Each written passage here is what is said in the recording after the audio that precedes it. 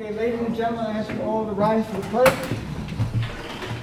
I pledge allegiance to the flag of the United States of America and to the republic for which it stands, one nation, under God, indivisible, with liberty and justice for all. Clerk, please call the roll. Present. Here. Here. Here. Okay, tonight is the first night of a public meeting in a long time. We are practicing social distancing, as you can see. Notations to exits are in the front and the rear. Because of the limited amount of space that we have, I'm going to ask at this point in time now, we have 3 items on the public hearing. Barrett Hill, commercial shooting ranges, park and advisory board. Now, I got to ask Lori. If someone is not here for Barrett Hill and I need room, I will ask someone to voluntarily get up and just step outside until the Barrett Hill is over so we can continue with the public hearing. If not, this would all be for naught, and I don't want that to happen. There's still one seat over there, right? There's one there. So we still have room. So we'll start. I'll make a motion to open the public hearing, waive the reading of it. I'll second. All in favor? Aye. Would the Barrett Hill representative come to the mic? Now, when you come to the mic, we're asking you not to touch the mic. If you touch it and you want to touch it, there's a paper towel there to do it so the next person can use a different paper towel. Okay? Yes, sir. Speak to the event if you would, please. Yes, my name is John. Can you hear pretty well? I mean, we can't do too much better. Can I take this off? Yeah, no. Only because if you sneeze or something. Sure. My name is John Bainlardi. I'm with Wilder Balter Partners for the applicant Barrett Hill Associates. This is a public hearing, as you indicated, in connection with an extension of a special permit granted by this board in December of 2017 for a 168-unit multifamily workforce housing community in an MFWF floating zone. That approval was granted in 2017. In 2019, we requested the extension. Subsequent to the grant of the special permit, we were sent back to the planning board to secure final site plan approval. We appeared back before the planning board, and the planning board asked us to proceed to secure our approval from the DEP on our SWIP. That took some time to achieve because the regulations had changed, but we did secure that SWIP approval in August of 2019, and at that time returned back to the board and the planning board and requested this extension. When we did appear before your board in the fall, an issue which had come to light earlier in 2019 regarding water capacity issues with the Mount Nebo water system was discussed. And your board determined, with consultation of your planner, that this public hearing should take place. Secret should be opened for the limited purpose of reviewing the water capacity issues. Since the fall, we have continued to work with New York American Water, which owns the Mount Nebo water system, which would serve the Barrett Hill project and also serves a number of other existing users. In September, we had provided a letter from WSP, which is the hydrogeological consultant for Mount Nebo water, that confirmed at that time that they had worked through their capacity issues by going through a redevelopment of the existing wells, and that they had achieved capacity necessary to serve the existing users with the maximum Okay, demand. if you just hold up a second. Mr. LaPerche, you have to take a seat with, there's one right up here with a white tag on it. You can sit there, or one over there. Sorry, sir. Keep your mask on the entire time, right? Okay, go ahead, sorry. No worries. So that letter is in your package. Also in your package, your submission is a cover letter from our planning consultant, which sets forth the procedure here and includes the site plans, which were originally the basis of your special permit approval, as well as letters from WSP, the one I just mentioned, as well as an additional letter dated June 3rd, which confirms that an additional test well has been drilled after obtaining the necessary permits, and that test well demonstrates a capacity of approximately additional 75 gallons a minute. The letter also confirms the following. That New York American Water's well redevelopment program successfully resulted in restoration of water capacity to serve the existing Mount Ebo users, meeting the maximum day water demand of 164,000 gallons per day, which equates to 113.9 gallons a minute. And they've done this with the best well out of service and with a resultant surplus of 20.6 gallons per minute, which is available to serve Barrett Hill. Additionally, it confirms that a new well number 12 has been drilled, which produces an additional 75 gallons per minute. The max daily demand for Barrett Hill is 27 gallons per minute. This equates to about almost 39,000 gallons per day. And that is 2 times the average design demand for Barrett Hill. And then finally, it confirms that the combined maximum day demand for both the existing Barrett Hill users plus Barrett Hill is 140.9 gallons a minute. That's 113.9 gallons a minute for the existing users, maximum actual demand, and the 27 gallons per minute for Barrett Hill. And that the combined capacity of the Mount Ebo water system with the new well, number 12, out of service, that's 75-gallon well out of service, is 179.5 gallons a minute, which means that there is an excess capacity of 39.5 gallons a minute, again, with the best well out of service, to serve the existing users and the Barrett Hill project. Now, through no fault of the town, when did this process start with Barrett Hill? How long?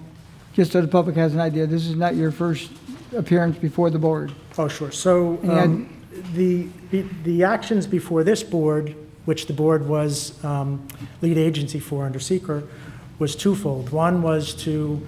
Okay, but when? Just give me the date, approximately. 2 years?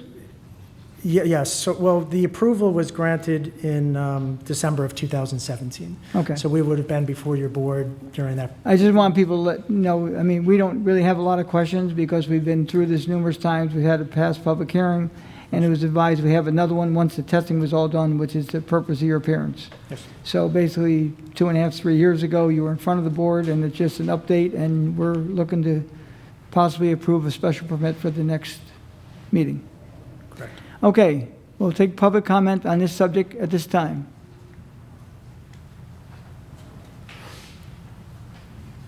Okay, seeing no public comment, because of the circumstances, we're going to request that we keep the public hearing open for any written comment for 10 days, and it'll be on the next agenda for determination by the town board, which will be the, let's see, what's today, the 9th? 23rd. 23rd, is it? The 23rd. It'll be scheduled to be put on for vote by the town board. Okay. So the motion is to extend the public hearing for 10 days in writing, and we'll have an appearance at the next meeting. Is there a second? Second. Discussion. All in favor? Aye. Thank you. May I ask questions? It's a public hearing, but may I Okay. ask questions? Yeah, Actually, you could have, okay. what do you mean I could have? Well, I asked if there was any questions, Yes, public comment. And, but you're public. You're saying you're public. Go ahead. Thank you. Actually, are we just looking to do an extension of the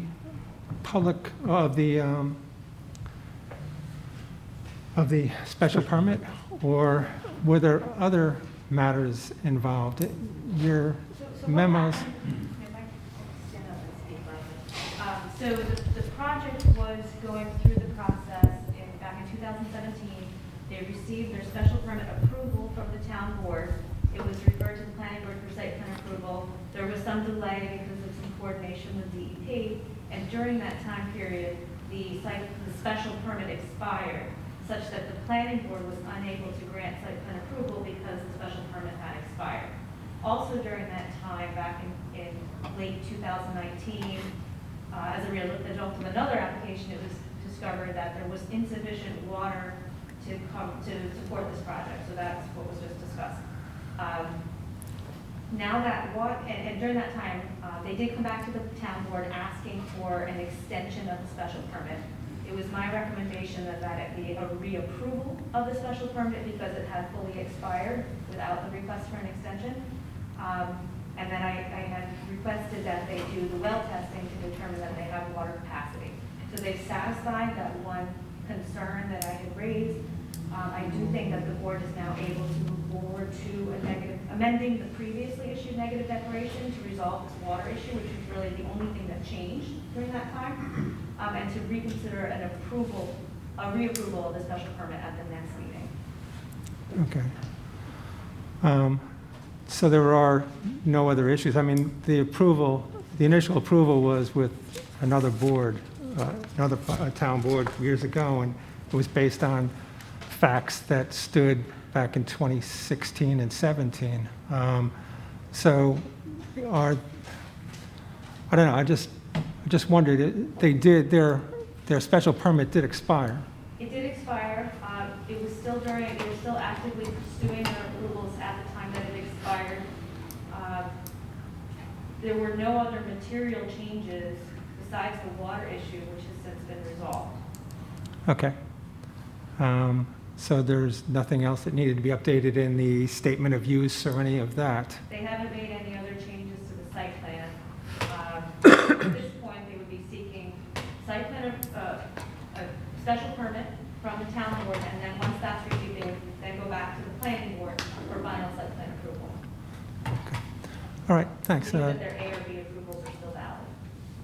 Thank you. Yeah, I just wasn't clear on whether reapproval was something or whether they needed to go for a new special permit. And I guess that.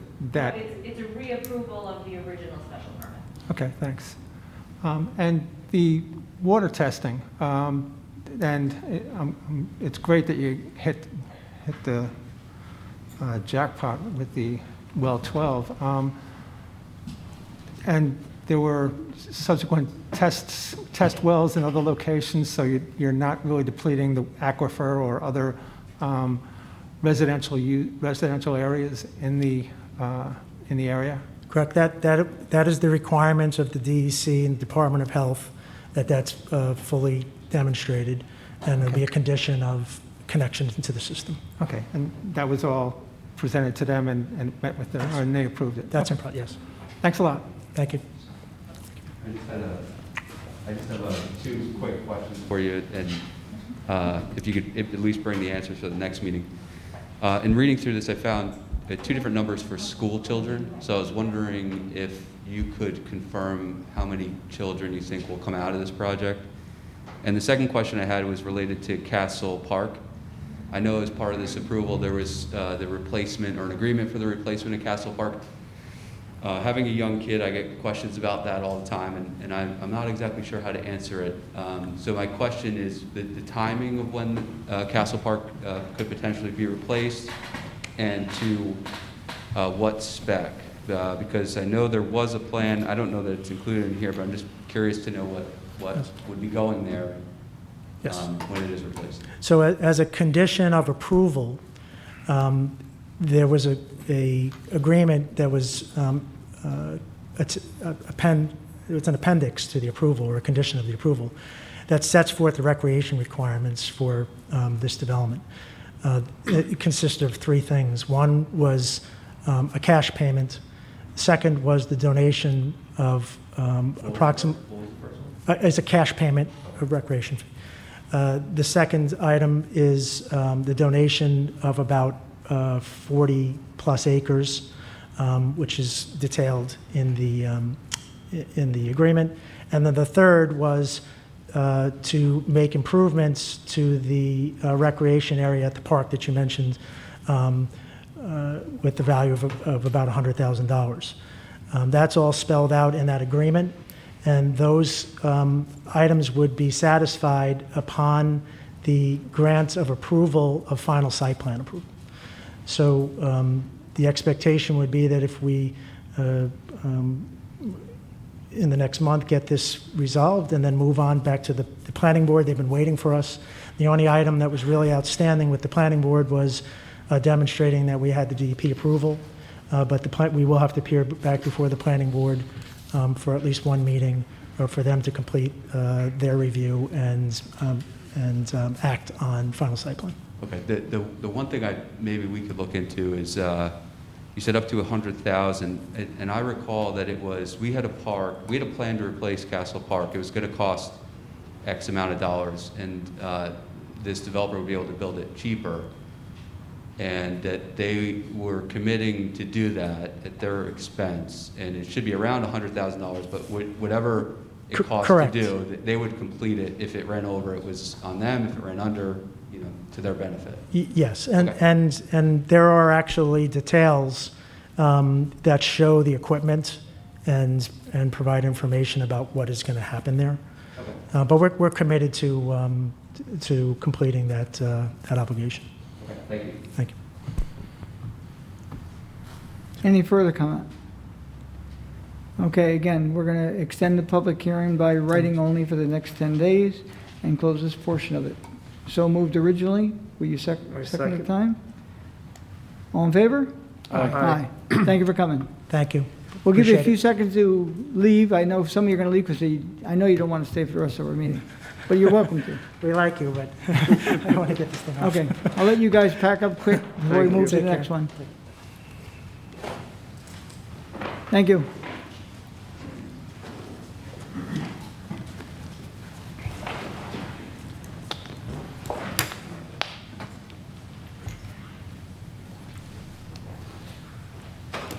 Okay, make a motion to open the second portion of a public hearing, Commercial Shooting Rangers, Chapter 138. Waive the reading of the notice. So moved. Is there a second? All in favor? Aye. Aye. Okay. Ashley, would you like to speak to this quickly? Do you want to go over there to do that? Might hear you a little better. Put your stilt on. There's a mic here. Does this work? Did I do No, this no, you know Oh. what? Just so people don't touch someone else's, let her go toward the mic. And if you need to lower it or have a paper towel there, you can drop it down and put it back up with the same paper towel. I'll stand on my feet.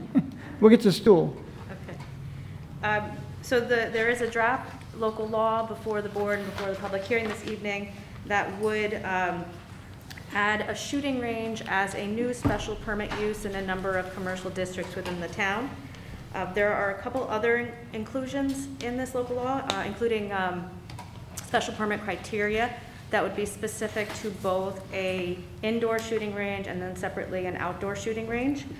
And then in addition to that, there were some changes that were proposed to the definitions of recreation and as well as recreation residential. There was an earlier version of this document that has a date of February 3rd, 2020, that included some deletions that are no longer proposed in the version that's before the board this evening, which is dated at the bottom, July 6, 2020.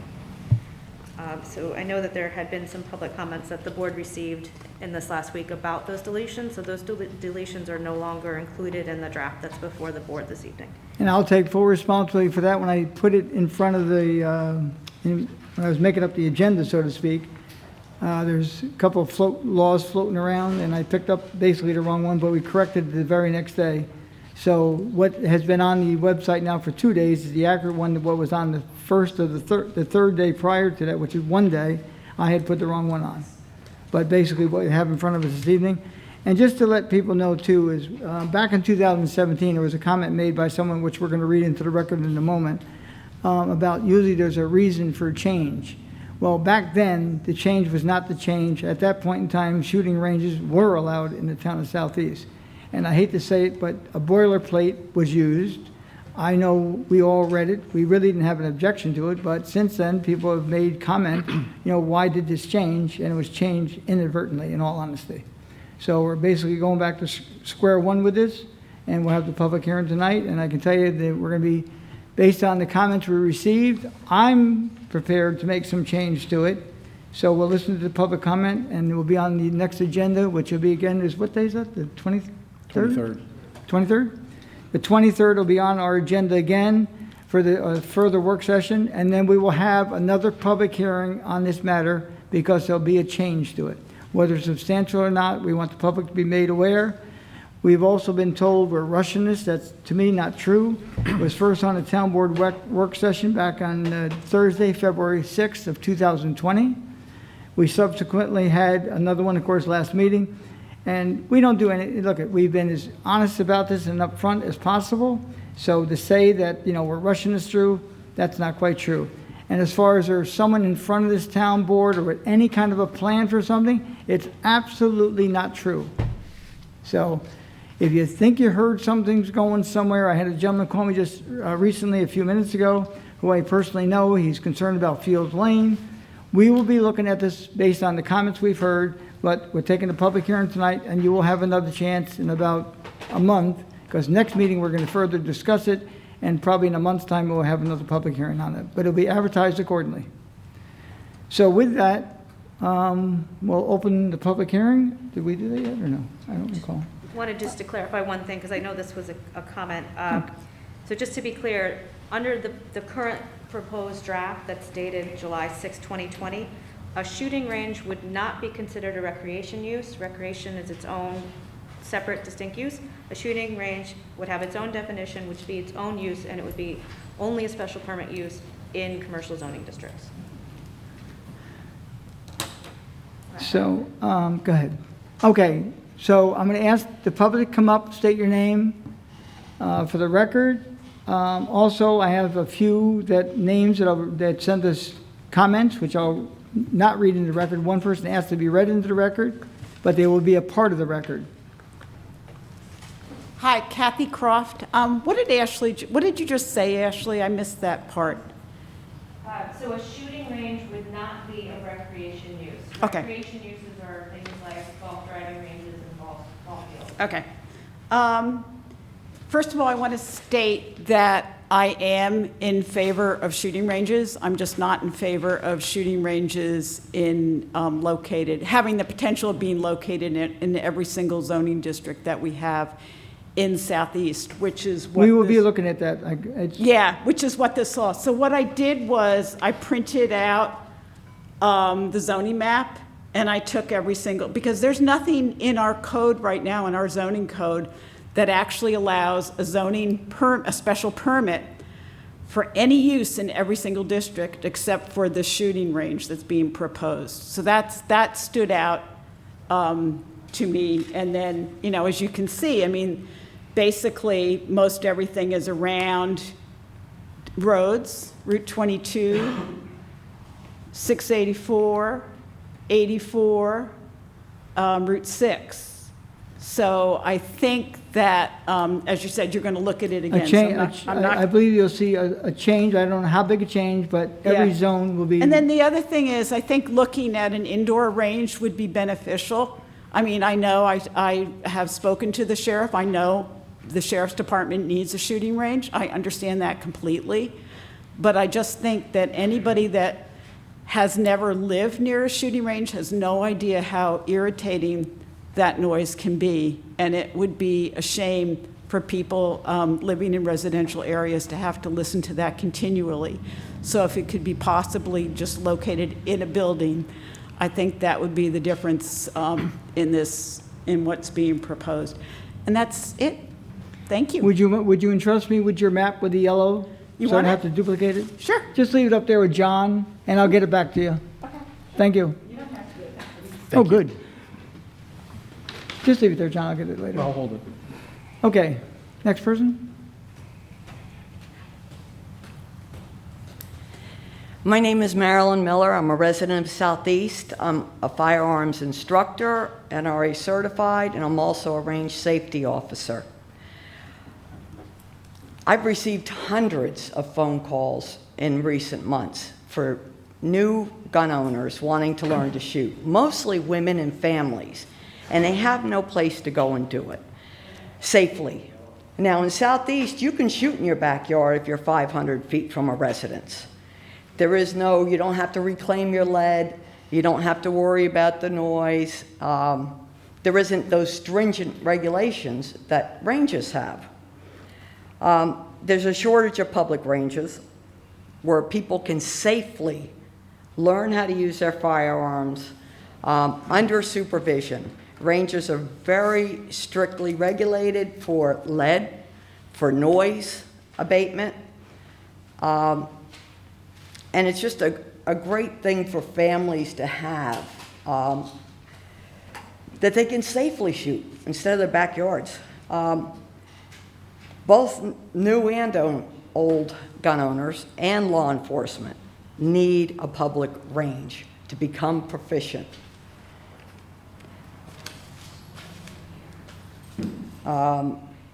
And they're heavily regulated. So I am all in favor of Southeast allowing ranges again. And I hope you would consider archery and airsoft and laser and simulators, all of that also for people to use. It brings such an economic benefit to the area. You know, people come and they eat and they you know, buy gas. So I hope you will vote in favor of this amendment. Thank you. Thank you.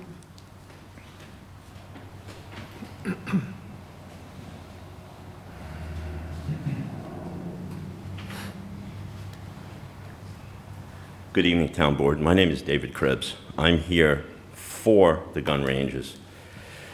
I come at it from a different angle as safety. This year alone, there's been 4 million people have applied to buy a firearm. Of those 4 million, 44% of them have been first-time buyers.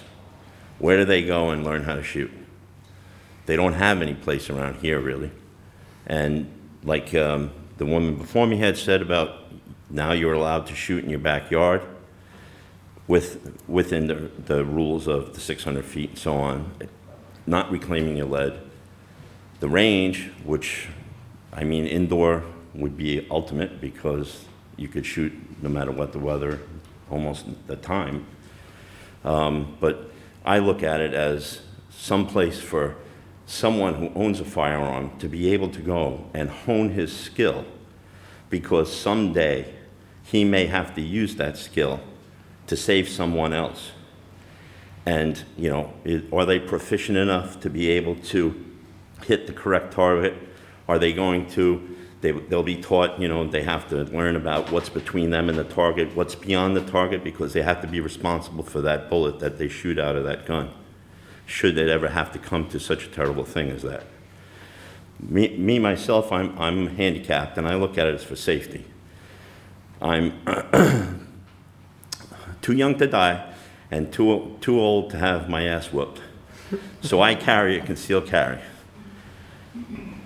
I believe that it would be a economic benefit to the area. People are going to come up here, they're going to eat, like the woman said, buy gasoline. And other things you don't know what they see. They come back another day, maybe have nothing to do with shooting, and come back and do something else in the area. Miniature golf at Red Rooster, I don't know, you know. But I think that it would be a positive both economically and safety-wise for the community. Thank you. Thank you, sir. Thank you.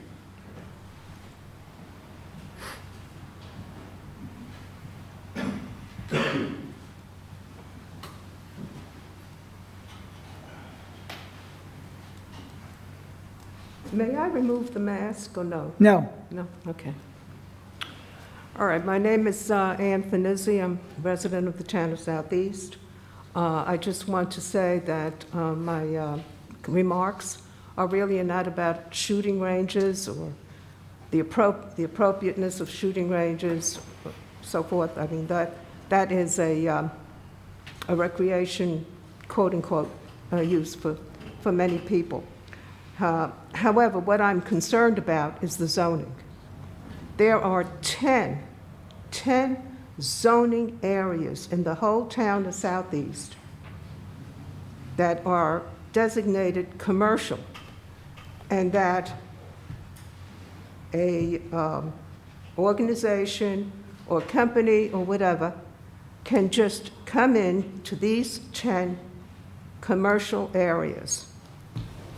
But all of these commercial areas abut residential areas, and the restrictions that are being placed on outdoor, I wouldn't be so critical if it was just indoor. By the way, we do have presently in Carmel an indoor facility that, because of another development being proposed for that particular building, is now looking for a place to have their shooting range. And it's indoor, not outdoor. And it is located in a residential community, but not outdoor. And so some of the restrictions that you've attempted to put in, I mean, 6-foot walls, there are hours of operation which are 7 days a week, from 9 o'clock to almost sunset, and then on Sunday from 10 o'clock until sunset. Now, anyone who lives near any kind of a hunting area or something, really it is more than irritating. And here we will have a shooting range practically located in any area of the town. I wouldn't be, so critical if perhaps the board would think of a particular location or a particular zone, but to say to anyone, here, you have the entire town, just pick it, and it doesn't matter. There is even the neighborhood business zone, which is really adjacent to a residential district. And we have an RC and OP3 zone. Well, where is an RC and OP3 zone? Well, on Pugsley Road, where allegedly this sports complex is supposed to be built, and where rumors are circulating that the present company that is located in Paladin will probably want to move there. Their first location was John Simpson Road, which is right down the block from me. But maybe that has been reconsidered, would put it that way. And so is the draft in front of you. It will be I beg reconsidered. your pardon? The draft in front of you, based on what we've received, like some of my colleagues, you are going to see a change in it. Well, there has to be drastic changes. Also, I was part of the comprehensive committee. Now, this was barely 5 years ago. There was no mention of shooting ranges or anything of that type, outdoor or indoor for that matter, okay? And there was a recommendation, and I want to read it to you. It's section 7-3. The town should examine its commercially zoned districts with respect to both community character and economic fiscal development. These districts should be evaluated to determine how well they serve the purpose of enhancing community character in the neighborhood business districts, the gateways to the communities, and along the highways. So here we have it. There is also another section, and you may correct me. is there in the comprehensive plan, we also recommended that the town prepare a parks and recreation master plan. Is that underway? I mean, before we start thinking of adding other uses, and again, I'm not opposed to having it, but I think all of this should be very carefully examined. Exactly what will be the impact of these shooting ranges. I live in Hunter's Glen. When hunting season comes, I know when it comes. And I'm more than 1,000 feet away, or 1,350 feet away. But to have a constant gunfire going off, it really talk about disturbing the peace and quiet of a community. Indoors is another story. Indoors is another story. But outdoors is really, you really have to rethink of the impact on residential communities that abut all of these 10 business districts. These are not isolated business districts. They may be isolated from certain portions of the town, but they're certainly not isolated from large portions of the town. Let me see, the last thing is that fences do not prevent noise, the noise of constant shooting. They don't. I have a huge buffer between me and the area which is being hunted. I think you need to look at the impact on the areas surrounding all of these proposed business districts, even by special permit. Special permit, I've never known a special permit to be denied. I've been in various towns for almost 20 years, and I can't remember a special permit being denied. And if you give latitude of 10 business districts for anyone to come in, and just following the regulations that you have and some of the restrictions, that is not enough. I don't understand why you did not look at maybe a particular area, a particular district, and perhaps designate that. You designate that, for certain business operations. There are certain business operations that are in neighborhood businesses that are not in OP3 districts and so forth. So I don't understand why a district was not chosen. Again, I'm not opposed to it, but I really wish you would reconsider. This is really most misguided. And I would be very careful, because the combination of a shooting range on Pugsley with possibly warehouses, with possibly a sports complex, is not a good combination. And that is what I have been hearing, because that facility in Carmel needs to move. They need to move. Thank you. Thank you. You could just get up again, would you, sir, please? Just so we can hear you.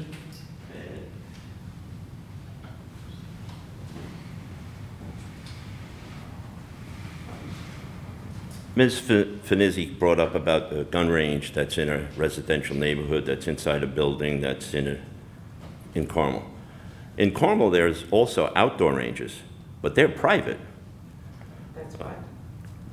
They're in residential neighborhoods also. Yes. Just wanted to. Thank you. Yeah. Thank you for adding that. Oh, Because no. because I can't tell you how many complaints I have received of people who live off Interlochen and Lake Gilead and Lake Glenida. They hear they hear that noise coming from those, you're right, private shooting ranges. And they had asked me, this happened several years ago, and they asked me what I could do about it, but it was a private organization. And at that time, Carmel, and even now, I don't believe it has a code that would prevent that. Thank you.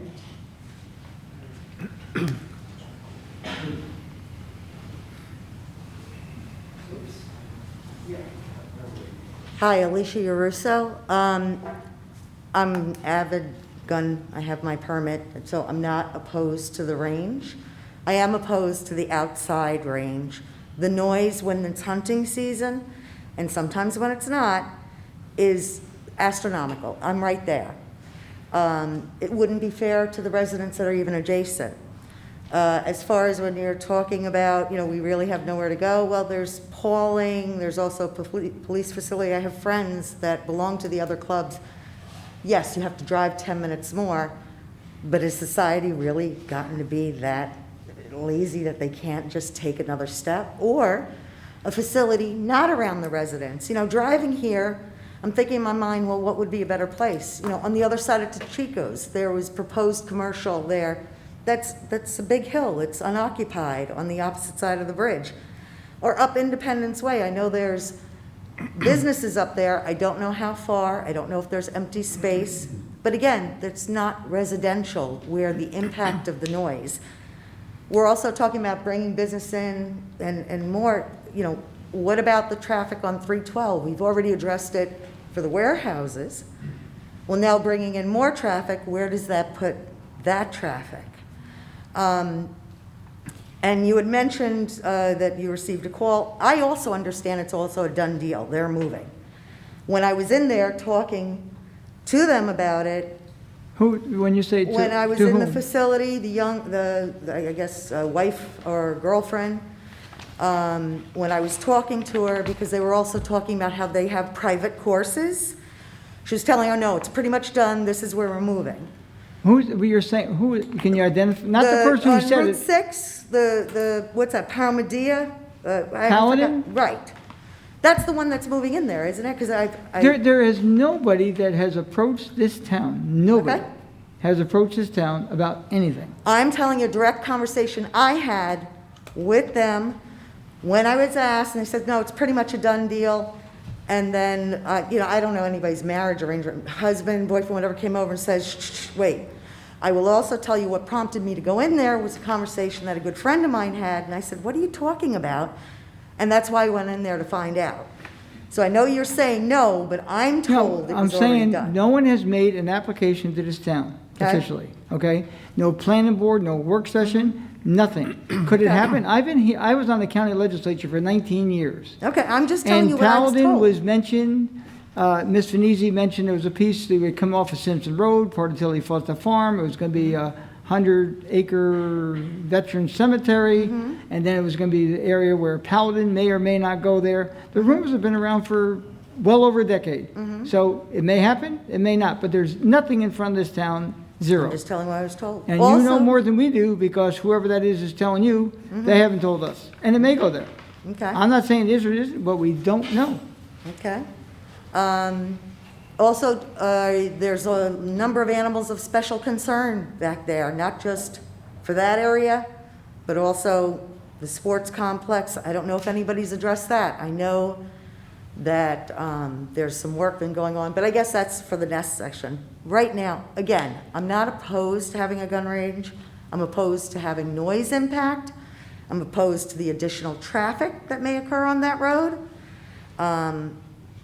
That's where I lie, and I would want to limit it to just the range, not all these other things that are being proposed, outdoor go-karts and whatever else. It's a noise, it's a resident, I'd like to enjoy. Go-karts are gone. It was an error when it was put in. Okay, fair enough. Or stricken, I should. Anyway, come in 2 weeks' time, you'll see another notice posted. Much of what's being discussed tonight, I don't know how much is about zones, but you'll see it not drastically changed, but changed. We are listening. It seems like a lot of things being thrown over there, and, you examine one traffic, and then, there's more being put on. Is there going to be a revision of, a review of the traffic of what's proposed? At this point in time, that's all Not at this basically, point. the town tonight, I've got it on the agenda about Route 22. We're going to look into Route 22 first, and Route 312, if we approve 22, the next one we're going to look at is Route 312. Okay. We didn't look at it a couple of years ago because it was a big project at the time, Crossroads at the time. We couldn't make a change then. Since the meantime, we're going 22 first and then the 312, so it will be looked at. But again, if a person owns land, they're going to want to build on it according to zoning. Right. Okay.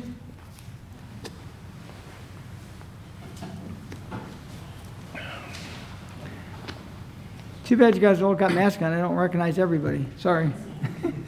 Hi, good evening. My name is Felix Carcano, and I am the founder of the Paladin Center. Oh, really? So I thought Great. I'd step up and address a few things.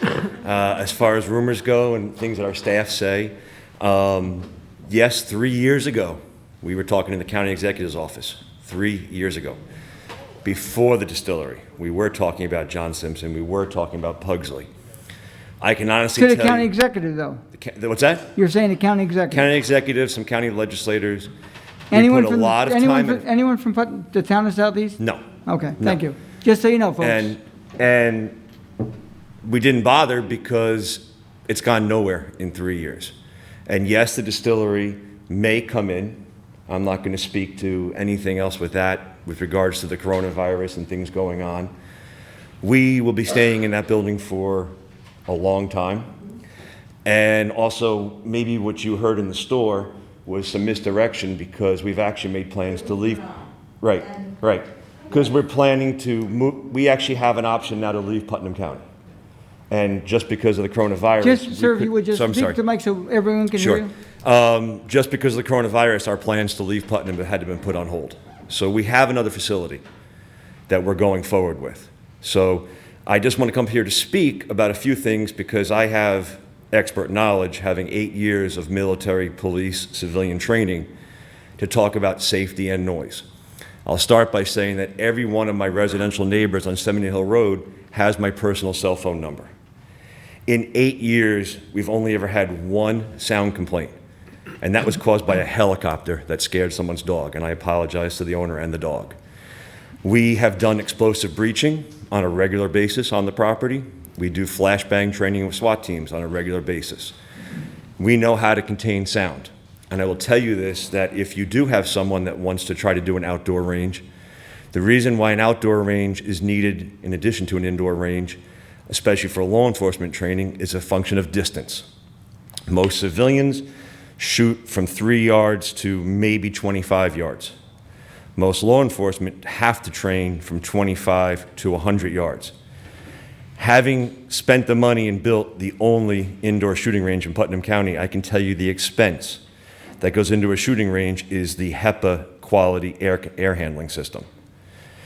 Our air system for our very, very small range was on the order of $250,000. It is financially impossible to do that for a 100-yard range. But I will also tell you, and I'll provide documentation during the week, technology in the last 3 years has come light speed with regards to sound abatement. The old days, no offense to the club, but the old days of standing in the woods and shooting into the ground are so not acceptable for so many reasons, for environmental, for safety, and for the fact that, believe it or not, trees actually amplify gun sounds. I can give you page booklets of documentation. Outdoor ranges nowadays are surrounded with, it's a material that, like for example, the concrete barriers you see on the highway, it's a version of that, where it provides ballistic protection, called blue sky protection. It provides sound deadening. There are roof systems. You've all seen the big clear span buildings that go up everywhere. You put a clear span roof up, that holds all the sound inside of it. The only thing you don't do is you don't attach the walls to the roof. You need to have an air gap so that air can flow through, so you don't have to have the ventilation system. Sound, for every time sound, the distance of sound doubles, it drops 6 decibels. The loudest gun out there right now is 173 decibels at the barrel, which is like a jet engine. At 1,000 feet, that drops down to 110 decibels, which is between a chainsaw and a lawnmower. with proper mitigation, sound mitigation, you can get that sound level down below around the area of 85 decibels, which is the sound of Route 84 going by with traffic. So with proper study, with proper requirements, sound can be handled. There are police departments all around the United States that were being sued and fined by their own neighborhoods because of sound violations. And there's a few companies out there that have made a lot of money fixing that problem. So it is fixable, it is addressable, it's provable, it's documented, it can be documented. So just to say, we're gonna be around in Carmel for a little while, and I can't say the other location. It's gonna be a problem for some residents that don't have permits in other places, but we're gonna still help, and we'll help advise. We can put you in contact with all kinds of experts to guide you, if you like. Well, I can't thank you enough for coming, because we've been accused for many, many months by some of the people in this Nope. room that we're hiding stuff, doing it, and you No. proved this evening. To be honest with you, we gave up. We truly, honestly just gave up. I hate to say So- that's great, but it's good news for a lot of people in the audience. Yeah, yeah. And we're So- sorry you're going through it, but Yeah. again, you kind of got us off the hook, because what they were saying about us, what we've been doing all this time, is a lie, and I No, hate it. absolutely not. Absolutely not. Thank you for coming. Thank you.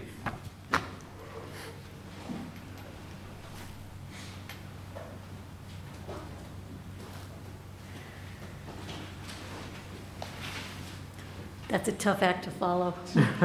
I'm Carla Lucchino. I'm a Town of Southeast resident, and I just want to cast my vote in favor of the proposed changes to Chapter 138. I'm working off the February version, so I have a little bit of the wrong things, but 3 primary reasons I'm in favor of it. First is the training. I'm just reinforcing what you've already heard. For firearm owners, particularly a lot of new firearm owners, training is essential for safety reasons. Everybody knows that. Everybody would acknowledge that. And being close to home is better. I know someone said, is it really too much trouble to drive 10 more minutes? Sometimes it is. I think if we have the ability to train closer to home, people will train more frequently, and that's good because it will drive improved safety. So safety was the second reason, and the third reason is an economic reason. I think it's very, very important that we try to attract more businesses to the town of Southeast and Putnam County, because the revenue, the tax revenue generated from those businesses offsets the extraordinarily high property and school taxes we have, because they make contributions. So the burden isn't only on the homeowner, it's shared with the business. I think that's a huge positive for us, particularly in light of what we've been through for the last few months and are continuing with reduced tax revenues. So I look forward to the revision and the changes. I think I agree with what Felix said about noise abatement and ways to solve some of those problems. And I also agree about zoning concerns. We should do this smartly, but I think it's a huge plus for the town, and I hope you approve it. Thank you. Next person, please. Town Board. Now, before we wrap that part up, I do want to read into the record one and the other ones that made comment. And even though they made the comment prior to this evening, I told them we would enter it into our record this evening. And like I said, in a couple weeks, we'll have a new version. We have a Janet Keys. She lives in Brewster, New York. Barbara Harrison in Brewster, New York. I'm not good at foreign languages, sorry. Majosiger, Josiger. Bill Josinger, I think. Josinger? It's Bill Josinger. Okay. He lives in Brewster, New York. Ms. Evers, you're here this evening. We're entering yours. Do you want to say anything publicly, or we're entering this into record on your behalf? Is that, do you want to speak to it, or is this good enough when we put it into the record? The only thing I would stress is by making things the noise. Sorry, I can't hear what she's saying. That's enough. That's enough. This is enough. You're good with this? Yeah. Thank you. Margie Vasquez, Brewster, New York. Lynn Eckhart asked to have it read into the record. And Jamie Williams Grossman in Brewster, New York. and Eileen McDermott in Brewster, New York. Ms. Eckhart asked this to be read in the record, and unfortunately, things have changed. She did not see the change. Like I said, I wanted to put it on. I had two versions. I put the wrong one on day one. Second day was revised, and it's been out there 2 days. And by the time I got this, I called her and made her aware of it, but it was already written, so we'll read into the record accordingly. I'm quite sure it will change the next time we speak. Dear Supervisor Hay and members of the board, I hope that everyone is well. I write to you today to express my concern regarding the proposed zoning code change on shooting ranges. Would ask that this letter be read into the record tonight. Usually when a town code is revised or completely changed, there's a reason for this change. And since this specific use of shooting range was banned as enacted by the town board less than 4 years ago, April 6, 2017, I would have to assume that there is an important reason for this significant change to our zoning code. A clear explanation for this change is an important component of this legislation. For example, is a shooting range proposed for Southeast? We can answer that now, even from the direct words of one person, no. And there haven't been, and right now there's nothing on our table. There have been rumors of this for years, and that gentleman identified it. Yes, it has been for years. Even if the plans are tentative, it would be helpful for residents to know about any possible shooting ranges that might be planned for Southeast and what locations are proposed. Again, there is none. Now, they mentioned one of our councilmen, and I'll read it. It's there, but I'll defend them. If Councilman O'Connor proposed these changes, perhaps he can shed some light on any county plans. We were told tonight the county may have plans. When Mr. O'Connor goes to work every day, he goes to work as a county employee. He has a job like any of us. When he gets here, he represents the people of the town of Southeast. Whether he knew of it or not, he has maybe a confidential clause in his contract, maybe with the town, and we have that town with the county. But when people sit here, we've had other people that work for the county. I work for the county for 19 years. Okay, my allegiance is here. I believe when he's here, his allegiance is here. When he works, it's with the county. Can he wear two hats? He does, but he doesn't have any more knowledge, I don't believe. And if he does, he puts it on the record. We have been hiding absolutely nothing, and that's why I have to thank that gentleman tonight. You cleared it up. We are not guilty as charged. In addition, these should be concerns that much of what was written into the 2000 code has now been removed and has been crossed out. And this is the section which I take responsibility for because I put the wrong version on. I'll read it, but it's not true. Specifically under Section 2, recreation. Recreation uses shall exclude automotive or go-kart tracks, shooting ranges, amusement parks, and any use of archery equipment, guns, weaponry, or similar equipment that would simulate combat, including equipment that has the capacity to project a projectile or emit a light or a laser. After board discussion and unanimous vote in 2017, this includes votes by two current board members, Supervisor Hay and Councilman Alvarez, it makes no sense to completely eliminate this portion of the code, especially in light of the problems the town has encountered in regard to motorized vehicle tracks within Southeast. As you know, there are at least 3 locations where off-road vehicular use has been problematic. Without those protections, future applicants might believe that these uses are welcome in addition to any Southeast location. These exclusions should be addressed now and incorporated in any code change. There are many ways to improve the proposed changes on shooting ranges. One would be to allow only indoor ranges. Southeast is a suburban town where residents work hard to enjoy peace and quiet. Neighborhoods should be not subject to gunfire, noise, because repetitive noise that falls below the accepted decibel level is still disturbing. Another positive change would be to scale back the number of zones where shooting ranges would be allowable. If outdoor ranges are to remain, the town board should study maps and limit these ranges to areas where noise and safety will not be a factor. Outdoor ranges could be limited to these specific areas. Finally, the time of this code change is unfortunate and unfair. If there are no shooting range proposals in the works or even in discussion, then there's no reason to rush this code change through the process. There are still many residents who are reluctant to attend gatherings, and all residents should be able to attend public hearings without fearing for their health. At the very least, the public hearing should be held tonight, but not extended to a later date so interested parties on either side of the debate feel comfortable enough to attend to speak. Again, I've been here now 8.5 years, and when I got here, the first thing I changed was after a public hearing, there's no way to vote on it, because I got the shaft by the town many years ago. I had a proposal in front of the town, went to a public hearing. It was the first one I ever attended as a citizen, a dumb citizen, I have to say. And I went to a meeting, and people spoke like they spoke here this evening. As soon as everyone was done speaking, they closed the public hearing, and they read the resolution. They didn't listen to a word we said. We have never done that, not since I've been here. We listened, and even before this happened this evening, some of my fellow councilmen, no councilwoman anymore, all councilmen, contacted me. They were looking to make some changes, which we identified prior to. So,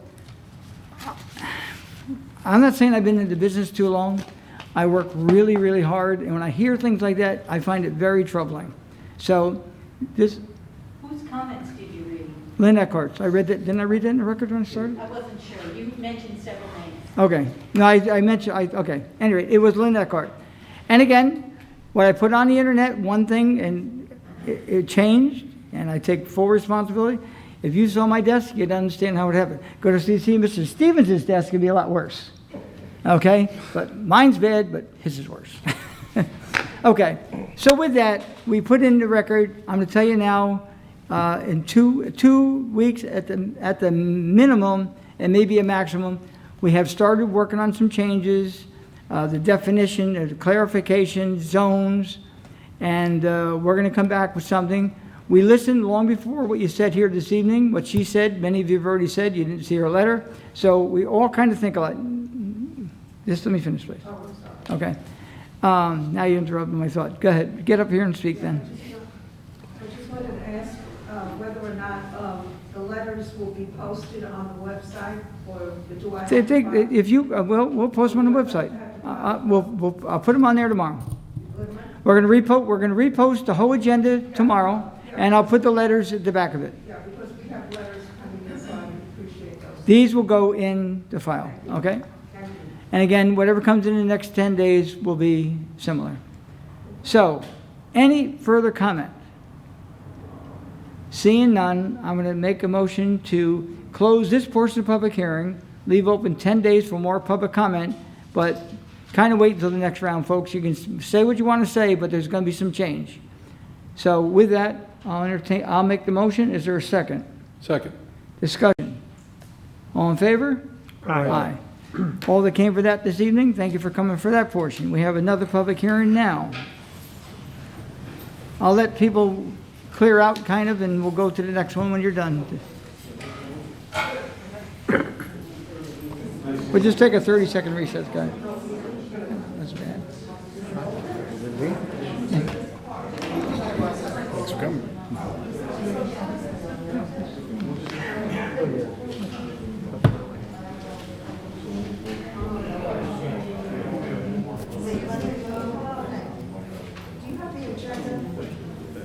I have a copy, but...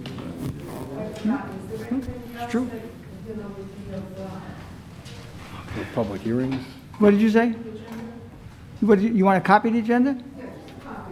Yeah. You know what? Can someone give? I'll give you mine. You know what?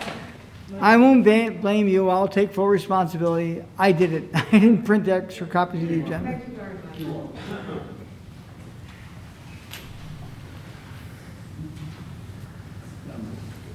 You good? We'll read it before we do it anyway.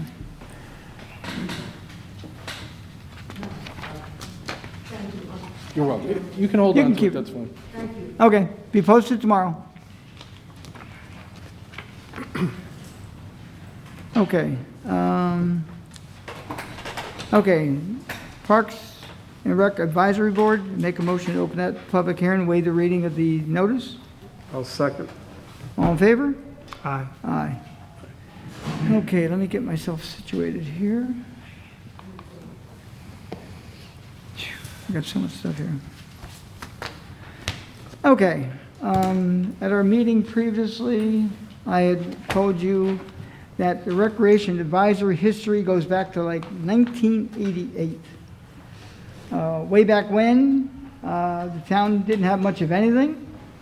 A lot has taken place since then, but this board has always been at odds with whoever was in charge of it.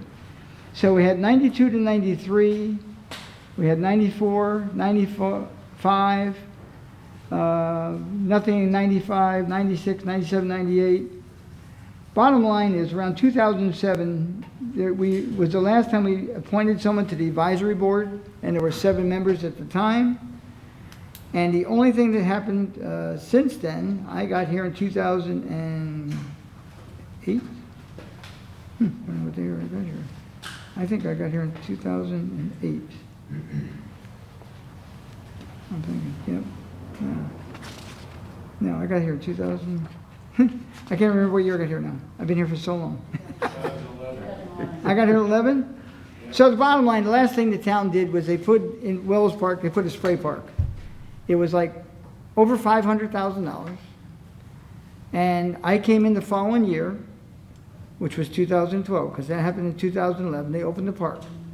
So my first budget that I had handed to me had a deficit of $150,000 by opening the spray park.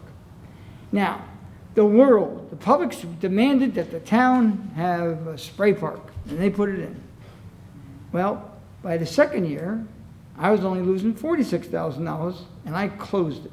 And the reason I closed it, for that summer, we had 5 people attend that park on a daily basis. The first year, when we lost 150, we had a stronger requirement because they had nurses present and whatever. It was never going to make money. The cost to run it was phenomenal. I'm telling you right now, if they had built a pool back in 2007 and 8, when they did this in 2011, I'm going to tell you right now that pool would still be there. It was at Wells Park, and it would be used by the public. They could have made a small little spray thing outside of it, and it would have been a very big success. But when 5 kids a day, I made a joke of it, which I didn't mean to joke, but there was a place up in Fishkill, some kind of a splashdown. I could hire a limo and send those 5 kids up there every day, and it would have been better than what we provided. In the meantime, we've given it to the village as a lease for the next 25 years. They don't use it as a spray park, because it's like, I hate to say it, you could have put down there with those little whirly things you see in the water your lawn, and the ones that go back and forth like this here. If you put that down there, those kids would have had a ball. Nope, we had a pine tree, we had palm trees, we had whatever, and the water trickled down from it. Nobody attended. So as far as the board, the recommendation to come back is to dissolve the board, take it off the books, because it's been on the books all these years, and it has been enforced, and we're going to take it off because it's not used. So that resolution will come forward the next time. Is there any comment? I wasn't even aware that we had a board, and then when you proposed dissolving it, and I read the law or the chapter that defines what they do and the goals, I thought, that's a really good idea. Why don't we have a board? We do. I know that you... We do. And it was unattended, and it just died. Okay. Do you think we might want to restart it? I would not. No way. No. Sometimes the town board has to take responsibility for the things on their own. And I think that's our job. We don't need a board. If something's forward, you hear tonight, we have a proposal that's been out there now 3 or 4 years about Teneta Lake, the park was supposed to be done. I know we get beat up constantly, but we have an agreement with some to do something, and it's holding up that particular park. We don't have a lot of land. Way back when, for some strange reason, the town really didn't consider sports. When I got here in 1957, we played down the Electric Zone Field. It was the only field they had. Then they used Markel. Markel had a house up on, I guess they call it Teneta Lake Road. I think it became a group home, and now it's a really big house. They had a nice field. When you're a little kid, any field is nice. It had grass. That was Margolis. Margolis. Oh, Margolis? Not Yeah, Markel? that was okay, the field. Margolis. Yeah. And that was a field that we would go to, and it was a lot of fun to play on. Yeah, a strawberry patch there. You must be eating the strawberry. But the bottom line is, we can do it. Pardon? I said, I hope we're not going to go through every year. So at this point in time, no, take it off the books. If we need to reinforce at some point, but I'm telling you now, the town doesn't have the money. There's not a lot of areas we can do things, and we are doing things. We have, a lot of things are really beginning to happen The highway department is really making huge improvements. We're making improvements, so as far as that board, the recommendation will be through a resolution, which I'll put forward to the next meeting, dissolve it, get it off the books, and continue to move forward. That's what we're here for. So I'll do that for the next meeting. It's a public hearing, so you Yeah. can have a public hearing. Yeah, can we, does anybody want to speak to it, please? Sorry. No problem. I forgot where I was in the agenda. We should have been done by now.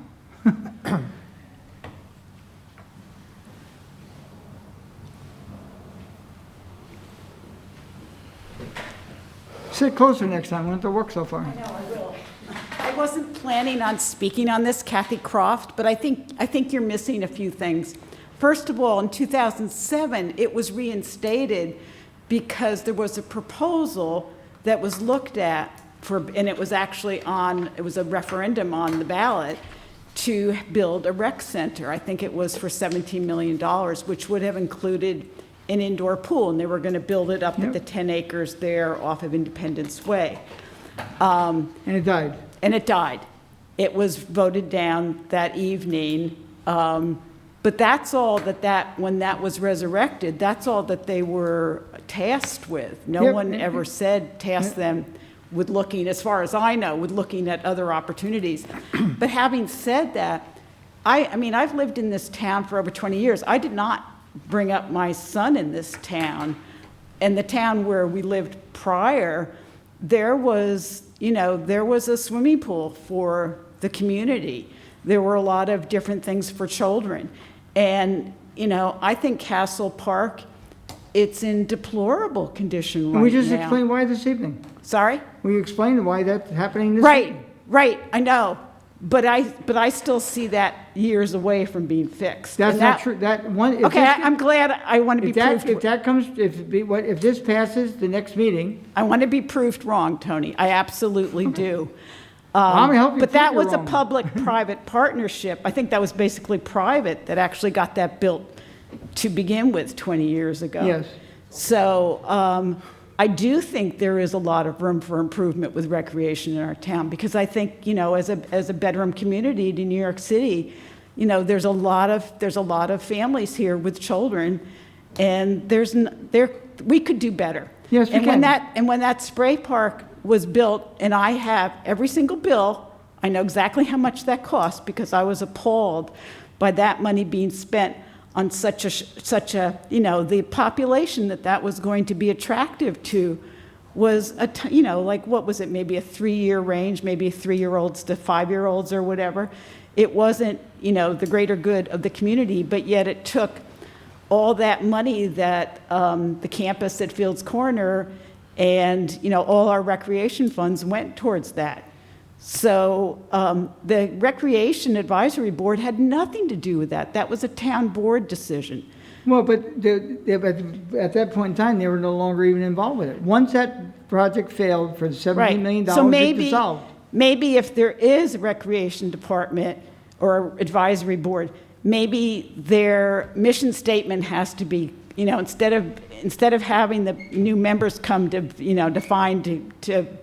work on getting a building done like they were doing, maybe it's just because the mission statement was never clear. This board can do the stated. very job. We're a town board. Yeah. Something can come in front of us, and we can get it done. Yeah, no, I just wanted to clear up a few things, because it seemed like there were some missing links there. Well, the missing links is nothing was happening, and once that one project died, that was the end of it. Right. I mean, it was like an all or nothing.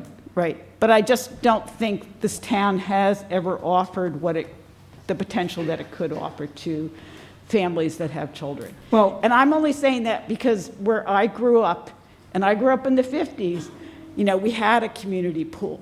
And a few weeks ago, I was contacted by a reporter from the Journal News, and he said, "Hey, are there any community pools in Putnam County?" And I said, "I don't think so." And I was proved wrong, because there's the little one that they bought the camp over there in Putnam Valley. But our whole county, there's not one.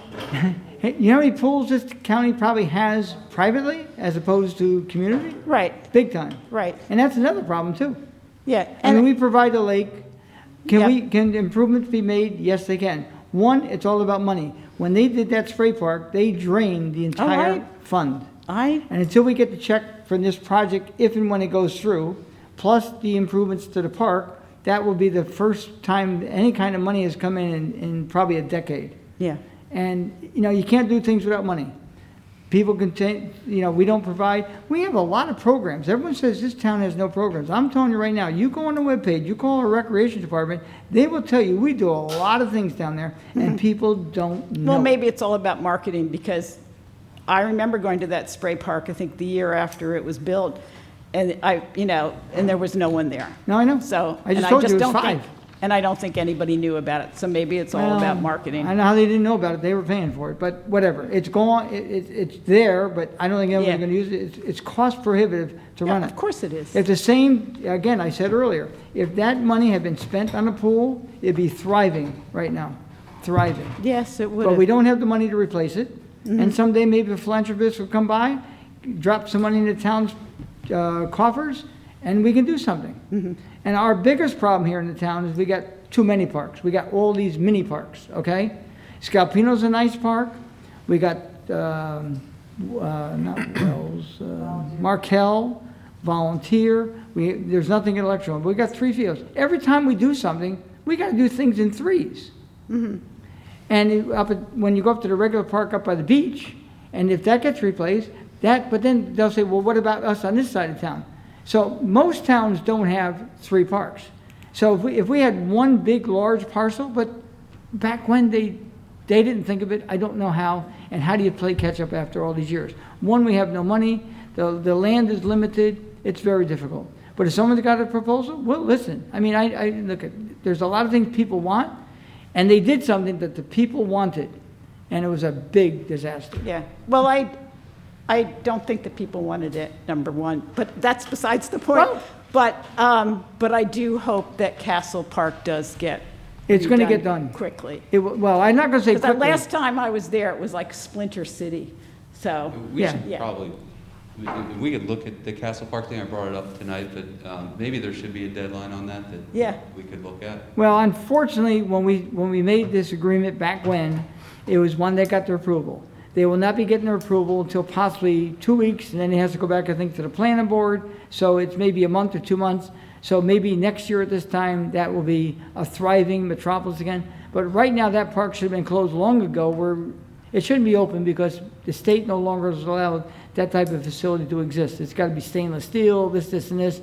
The Splinter Park, like you say, should not be used, and I believe it's not being used. It can't be. Okay? Thank you. Thank you. On the spray park, I think that the rec department wanted that so that they could use it for their day camp. So I think that's one of the reasons why they put in that spray park. Okay, well, they lost a lot of money. We never No, but recovered it wasn't just for 5 people, it was for... No, it was meant for everybody. And when it was done being built, whoever wanted it, whatever use they proposed for it, when I had to close it down, 5 kids a day was the average. We have the attendance records for that summer, 5 kids a day, and I said, that's it. We can't continue to eat that kind of money. Yes, sir. Hi, Anthony Colello. I'm also a Southeast resident. I just want to applaud you on the transparency of the way you do business. You've done it like this for a long time and it works. Also, shrinking and getting rid of duplication is great. There is no reason we need a parks planning board when we have your board. You guys could do the job just fine. I think we can. Thank you. Anyone else? I'm going to make a motion to close the public hearing as it is today, 10 days for written comment. Second. All in favor? Aye. Okay, let me get my glasses back on, and now we're going to do a lot more work. Okay. I make a motion to go into the work session about peddling and soliciting Article 1, Chapter 103. Will, I didn't get anything for that. Did you write anything up yet? Yes, well, actually, it's 99% done. I thought that it certainly did, but I obviously did not. Next I've been agenda. working from the town of Goshen's, which has got a peddling and soliciting law that has passed constitutional muster, and I'll be, putting that into Okay. the platform. So I'll if put you it on next agenda. You can put it on so we can set a public hearing for next meeting. You want us to have this, August. but we're going to discuss it at our next meeting, and then we'll put, Discuss it at the next meeting. and then the first meeting in August is the public hearing? Correct. Good. I'd rather do the second meeting, only in case we don't have enough items on the first one. So the second meeting in August, we'll set a public hearing for that law, okay? Just in case. We don't, sometimes during the summertime, we don't get a lot of things. We're playing catch-up big time tonight, and we're not going to have as much to do in the future with it. Okay, we will do that. Okay, second part of the work session, funding Route 22 master plan and zoning update. I had forwarded you earlier in the week or whatever, Ashley Lai, who is here tonight representing AKRF, had put forward a proposal. And I would like to make I plan to make a motion at the end of the meeting to authorize the town supervisor to negotiate funding a Route 22 master plan zoning update with the town planner at a price not to exceed $19,500. I have not had a chance to negotiate with her yet. She didn't know she was going to be negotiating, but now she does. So I just want to let you know that I want to get your feeling of it, and if we can waive the rules and put it on the actual agenda and vote on it, and we'll be up to $19,500. So don't look for a full check. Any comment on anyone? Now, like I said earlier this evening, in case you forgot, we're going to be working on Route 22 first. We have a few areas that we have to look at, and then we're going to head out to Route 312. So, good enough? Okay. I'm sorry, what were you saying about 19.5? The proposal, when it was forwarded to us, it said it would cost me $19,500. Okay. I'm asking that be the maximum, and I'm going to try to negotiate a little better price, Okay. and not $1. Okay. Okay. Make a motion now to go into the regular portion of the meeting. Second. All in favor? Aye. First item, resolution set erosion control bond, State Line Realty Restaurant Depot. Now therefore be resolved that the bond amount is hereby established for the project set forth below. Project name, State Line Restaurant Depot. Commercial site plan, site improvements, $1,686,000. Erosion and sediment control, $66,200. And be further resolved that a certified copy of this resolution shall be transmitted by the town clerk to the applicant, planning board secretary, and building inspector forthwith. So move for discussion. Second. Discussion. All in favor? Aye. Number 2, resolution, ARB recommendation, Eurotech Construction. Now therefore be resolved that the town board hereby accepts and approves a report of the Architectural Review Board dated June 30, 2020, in connection with the application Eurotech Construction, which seeks amended site plan approval for an existing commercial/recreation facility located at 1639 Route 22, tax map ID 46.3-13, to be used as a general business use of, including making improvements to an existing gravel access way and restoration of an existing soccer field to a lawn. A copy of the ARB review and report is annexed hereto and made part hereof, and that such report shall be incorporated in any final site plan subsequently reviewed and approved by the planning board. So move for discussion. I'll second. Discussion. All in favor? Aye. Number 3, resolution, ARB recommendation, Northwood Tree Care. And by the way, going back to that last one, there's a lot of recreation being brought in privately. We have pro swing being proposed out there. These are things the town of Southeast cannot afford to do. We don't own the land. We can't afford to buy the land where it may be. But there's a lot of businesses coming into this town. Now, when we charge, they charge, but there's a lot of recreation being brought in this town by outside private agencies, and they do work with the town, allowing different programs. So when I hear we don't have recreation, we're not doing enough, I think we do a lot, and we have to thank those outside that are helping contribute toward that, just for the record. Okay, Northwood Tree Care. Now therefore be resolved that the town board hereby accepts and approves a report of the Architectural Review Board dated June 30, 2020, in connection with the application of Northwood Tree Care, which seeks amended site plan approval for an expansion of existing wood processing business and a soil processing business located at 25 Fields Lane, tax map ID 78.2-73.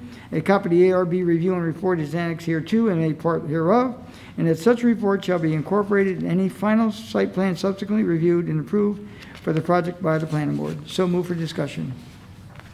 Second. Discussion. All in favor? Aye. Aye. Number 4, resolution authorize additional expenditures to purchase highway equipment, skid steer loader with blacktop planer attachment.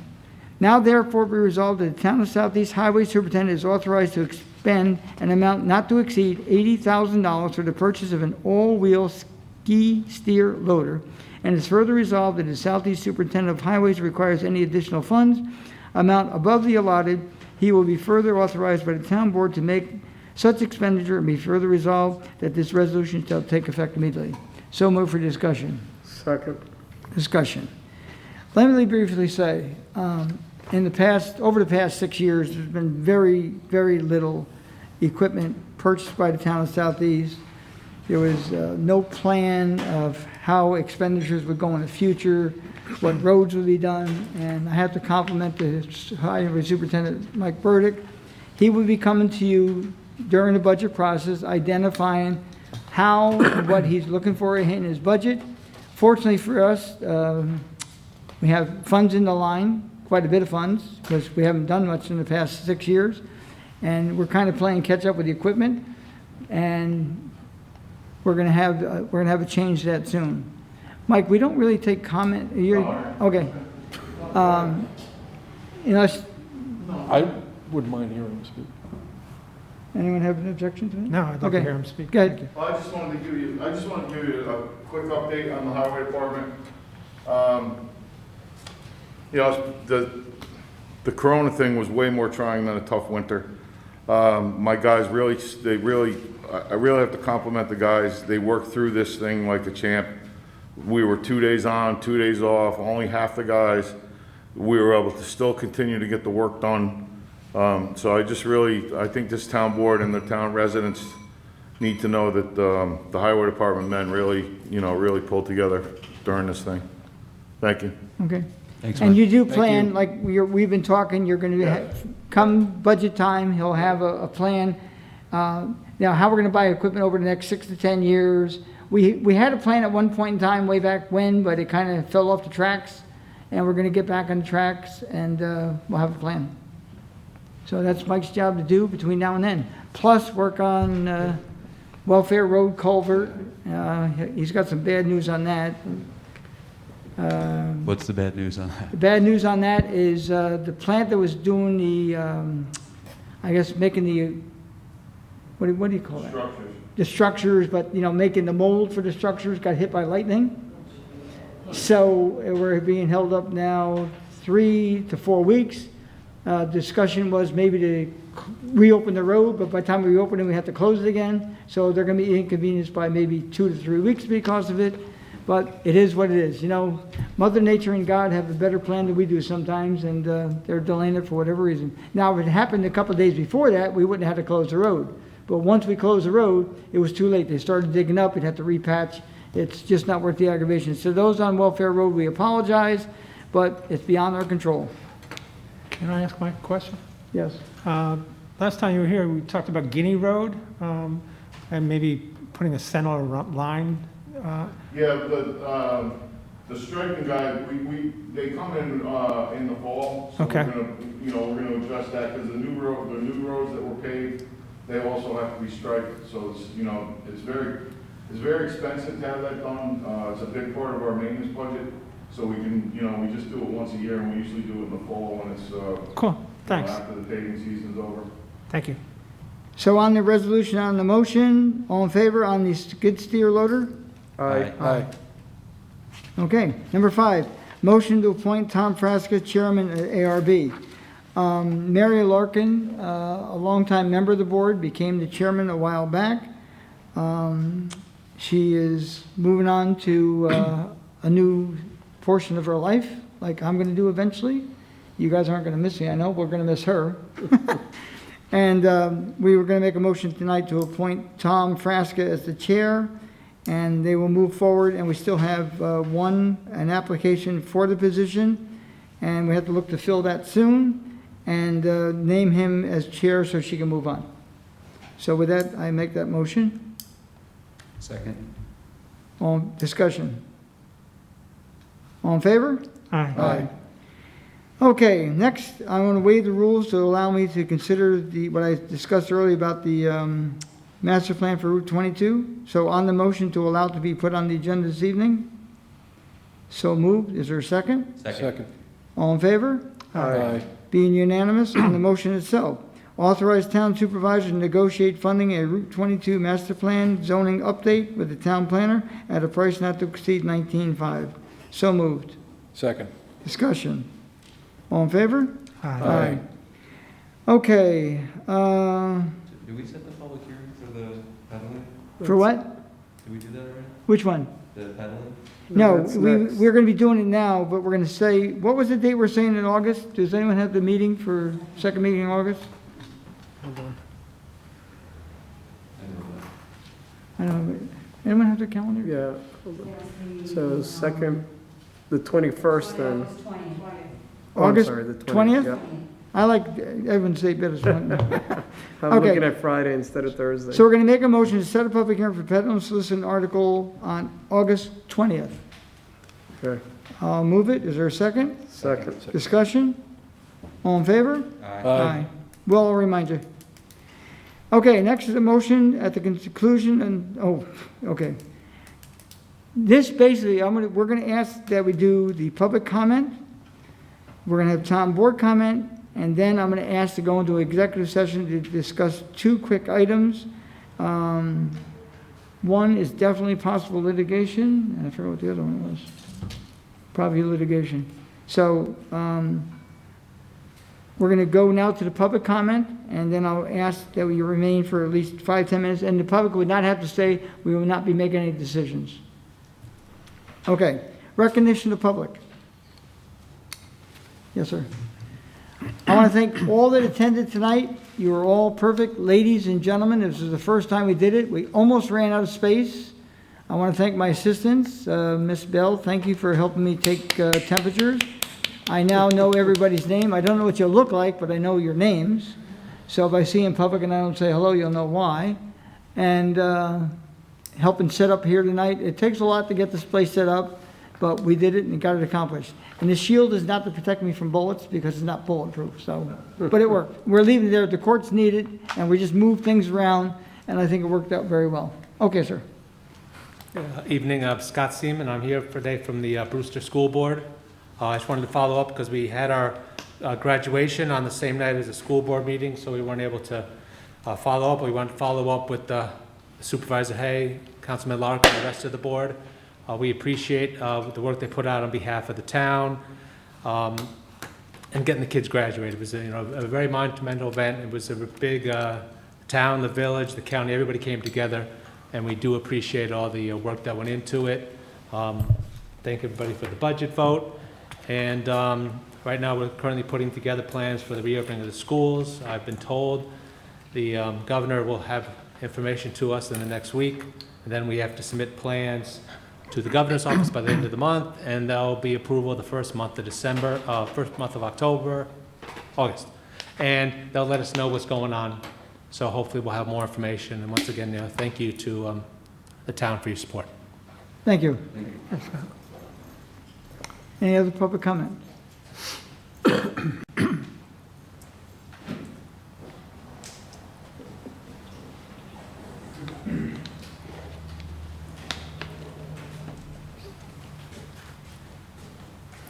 Good evening. Matthew DeRose, Southeast resident. I don't know if you guys remember me. I came to you guys in February with a complaint about a pipe and property damage. We had just received, now in July, a reply. In the reply, the conclusion was that there was an investigation, which there wasn't, that I was aware of, since we inquired to the town about this issue. There was no engineers that came to my property to assess the situation. No investigation was done by the town of Southeast on my property since February. I'm reading this reply, and it's quite insulting because on this sentence, as I quote, there are other residents in your community who have reported leaking basements, and I kind of had a feeling that this was going to be a reply. There's a lady in my neighborhood who's obviously been complaining to the town about leaking basements, and I've actually had to call the state troopers on her because she's been trespassing on my property, and she's actually caused other residents in my neighborhood like to be scared. She's obviously a nuisance, but to put her in your reply and to dismiss our claim is absolutely insulting. Now, you say that in your response to this issue, you also say that according to the engineers who have actually, I haven't seen an engineer, and if they did, they came last year and they didn't do anything. So, and that was the prior highway superintendent, okay? And he did nothing either. So now, according to your results, high groundwater is the issue, okay? Let me tell you what high groundwater looks like, okay? I'll tell you why there's high groundwater in that area. This pipe right here. This is an 18-inch corrugated pipe. When the town superintendent, the highway superintendent came in 2019, they didn't even know that this pipe existed. They didn't even know that the plans, where the plans were. You know who found it? I did. I went to the Putnam County Courthouse, right? It took me 5 minutes to find the survey of my development, right? And it says on the survey that the, DEC owns the water, because it's a DEC watershed, right? It's protected water, right? Mm-hmm. This pipe also needs to be maintained by the town of Southeast. Okay, now this pipe has been neglected for many, many years. I mean, for a pipe to do this, I mean, I'm not a rocket scientist, I'm not an engineer, but I could tell you that it takes a long time for steel to corrode like this. And you know what happens? How this happens?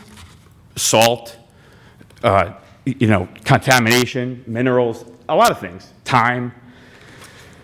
But the other thing that I want to point out in the response is that you totally dismiss the fact that this pipe carries a natural spring. This water flows all year round. I looked today to make sure on a dry day in July that it was flowing, and it's still flowing. I invite all of you guys to come over on the driest of the days, get a cup, stick your hand down in the storm drain, which I did myself, and calculated over thousands of gallons flowing through this property every day, okay? So the result was high groundwater. This is why there's high groundwater, okay?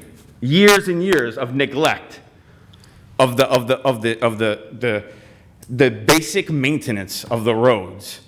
Years and years of neglect, and this is what happens, right? And this pipe sits on the corner of my property. Now, my septic fields are maybe 50 feet from there, right? So just on the basis, if anybody has a calculator, think about it. 700 gallons a day, 365 days a year. It's a lot of water. So when the response is unusual amount of groundwater, that's the reason. That is the reason, okay? And to put the other neighbors who are actually farther away from me and actually, plot me into the same complaint is insulting. And it also tells me that you did not do your homework. Now, let me just show you. We dug a trench near this storm drain, and this is the amount of water that filled up within an hour. Okay, you want to talk about water parks? The other guy had problem getting water. Here's your water. Okay, there's another trench that we dug. Can't see it. Same thing. It filled up with 6 feet of water. Okay, that's not high groundwater. That's a failure to maintain a storm pipe that, quite frankly, that the town wasn't aware of. Because when they came in October or whatever, November of 2019, the gentleman said, "Oh, we don't have the plans for this. It's somewhere." That was the answer I got. So you know what I did? I went to the courthouse and I found it. And my initial request was to help with the cost. This cost me over $30,000. I had to take out a pension loan, okay? And I'm going to pay it now, whatever, over the course of 5 years, whatever it is. Now that's what I have to endure, right? For the town's failure and negligence to maintain this, okay?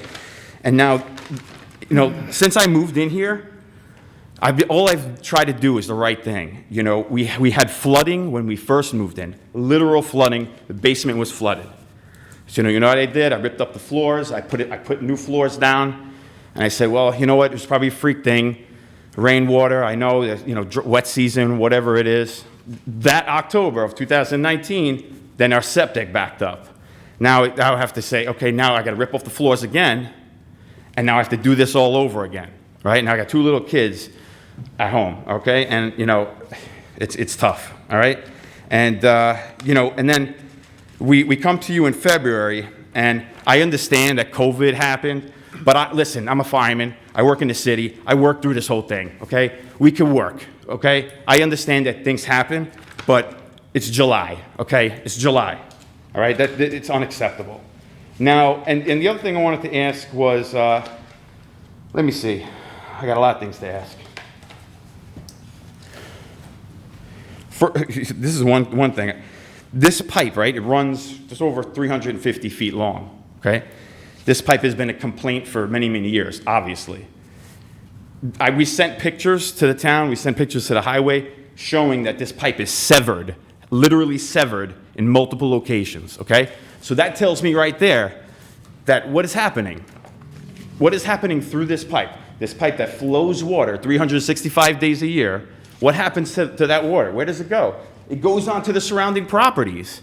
You don't need an engineer or evidence or even me to hire a lawyer, which I don't even have the money to do, to sit in a court and litigate, and then just everything just goes on forever. When it's an obvious case of, hey, this is the problem. Can we fix this? But obviously, it didn't get a response when my initial concern was to, hey, how about we get some material from the town? Of course, New York state law, you can't accept or can't receive, town, materials because of whatever reason. But that was my initial concern. I don't want to litigate anything. I live in this town. I'm going to be living in here for another 30 years or whatever the case may be. I don't want to have any problems with the town.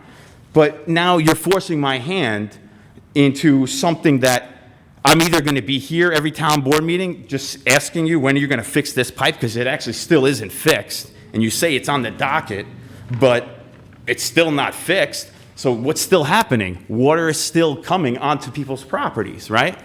So since then, I have paid over $30,000 to fix this, right? The Putnam County Health Department, according to their regulations, made us put in a curtain drain, right? This curtain drain costs over $10,000, just on the gravel alone, okay? Because we needed to mitigate the water off of our property and into the storm drain, basically diverting it around the septic fields because we're trying to do the right thing. I mean, honestly, in the whole town, I'm sure there's so many violations all over the town of Southeast that people they just fix their things, on their own, and they're dumping their septic, their field liquid effluents right into the town water supply, okay? So, I just want to make that aware that, I'm standing here before the town and, from day one, tried to do the right thing.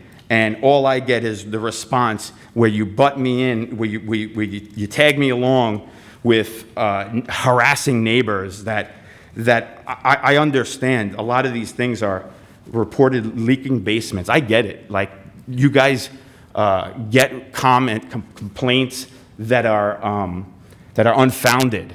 But this is obvious, gross negligence, okay? And you could come over right now, we could all go over there right now, and I'll show you the storm drain. When they actually did come, Mike Berta came, they came the next day and they repaired the pipe, it looks great. But you know what they also forgot?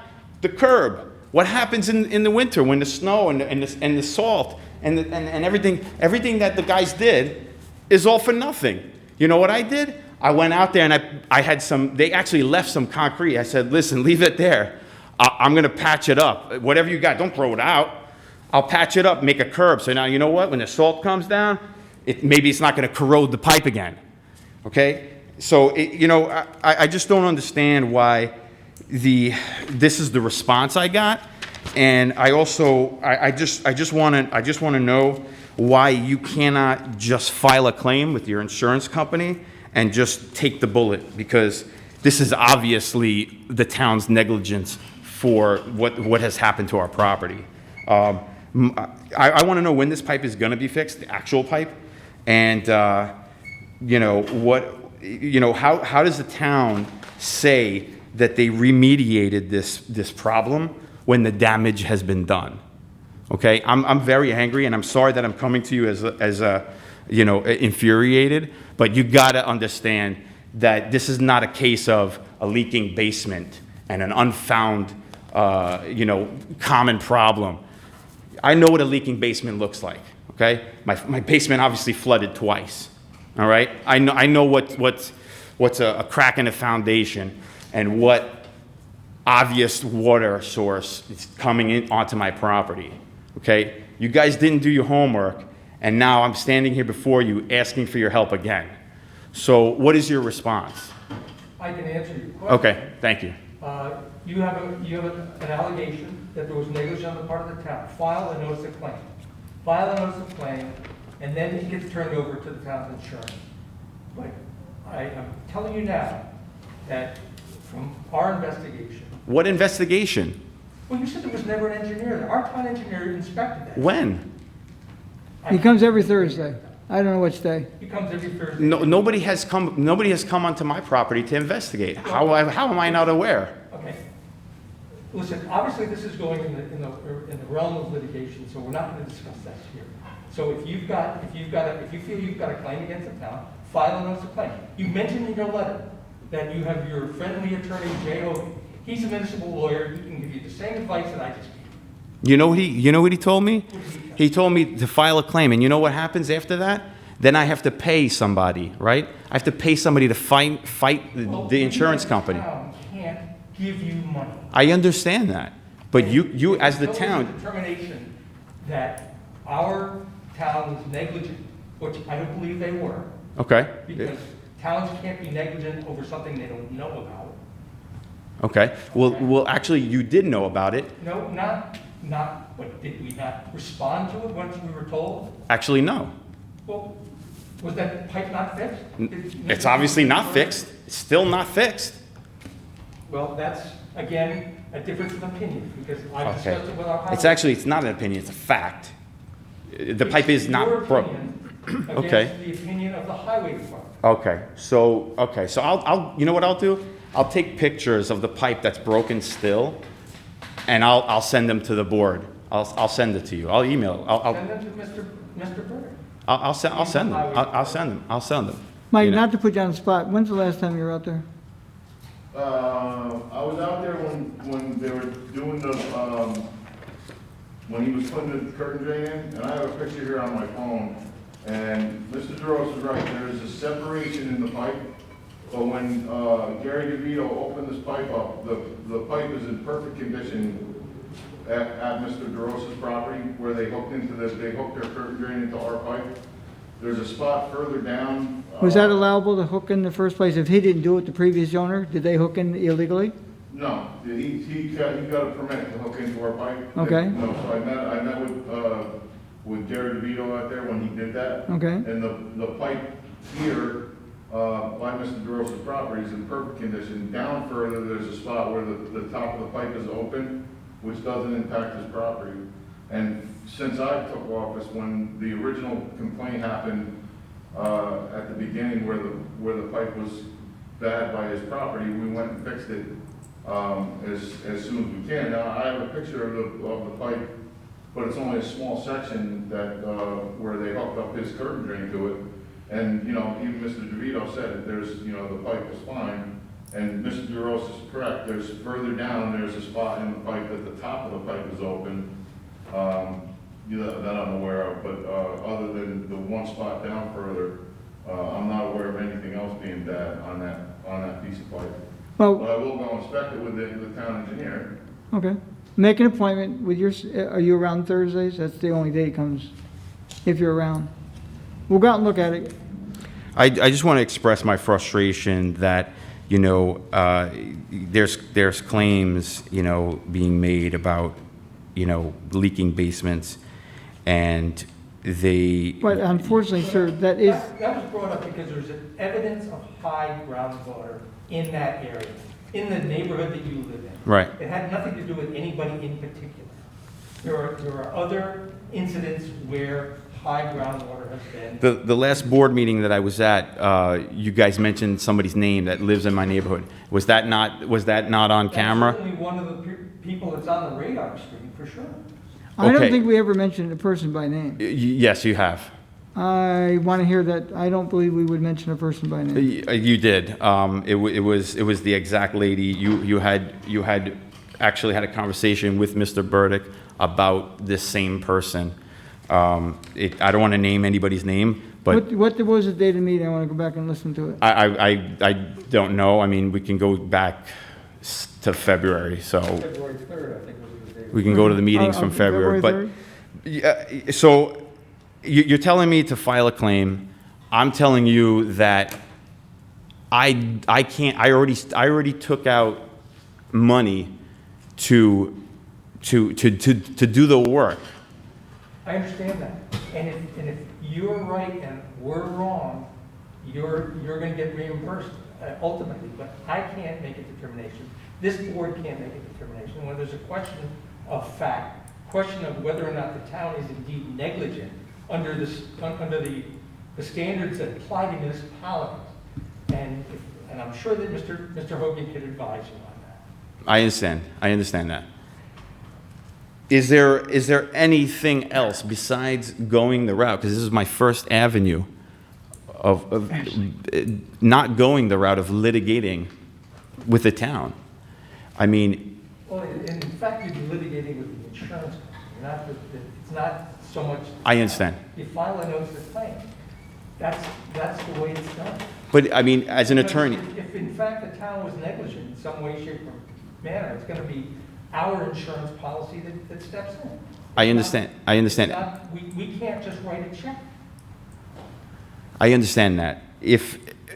But as an attorney, you understand that in New York State, I mean, for me to spend money to get the same amount of money back doesn't really make any sense, right?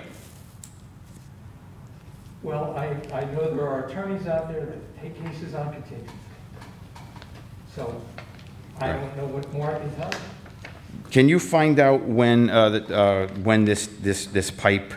When it was put in? No, I know when it was put in, actually. The new one or the old one? Okay, so the section, the basin was repaired.